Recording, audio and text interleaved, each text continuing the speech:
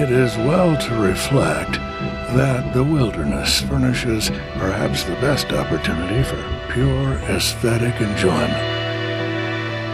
This requires that beauty be observed as a unity, and that for the brief duration of any pure aesthetic experience, the cognition of the observed object must completely fill the spectator's cosmos. There can be no extraneous thoughts, no question about the creator of the phenomenon, its structure, what it resembles, or what vanity in the beholder it gratifies. The purely aesthetic observer has for the moment forgotten his own soul.